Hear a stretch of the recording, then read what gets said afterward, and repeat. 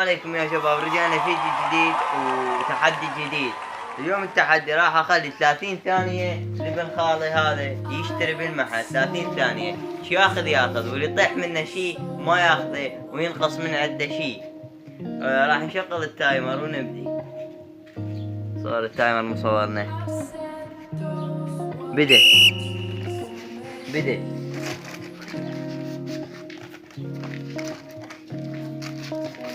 يلا طبت.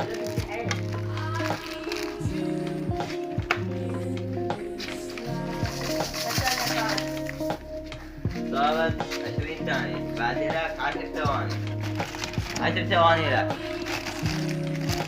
وصل 24 25 26 27 28 29 30 30 زيادة. صل علي. نقص عندي شي واحد، ليش العيش طاح؟ هاك وخذ هذني خلينا نشوف الحساب ايش كثر يصير. يعني لما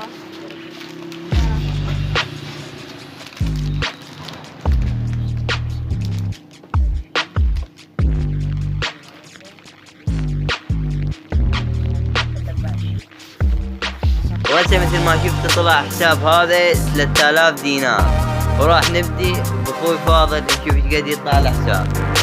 يلا بدأ الوقت.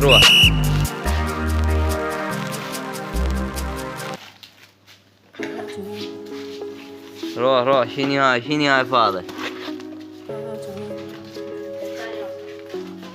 ثواني وصلت 15 ثانية 16 18.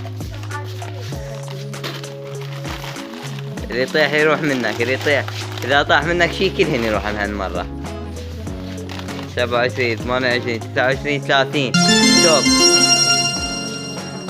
وهسه هذا طلع حسابه تقريبا، هذا طلع حسابه 3000 إلا ربع، وهذا تقريبا 4000 إلا ربع. حق فلوس. طبعا يا راح يدفع الفلوس اكيد انا، بس ما عليكم. تعالوا شوف ايش راح اسوي. وهسه يلا ادفع فلوسك. ادفع فلوسك والله يكرهك اول محل بساعة. شنو وين رايح؟ تعال بالبداية طبعا 7000 ونص، قللنا من عندهن. هسه ايش قد صارن؟ اعلان. السلام عليكم. هذولي بالعباد كذابين، كذبوا عليه حتى يصورون بالمحل. واوي ايش قد صارن؟ با كذبنا عليه.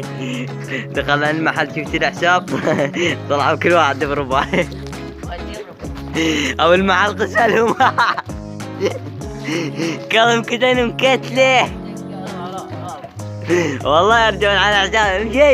امشي لك والله.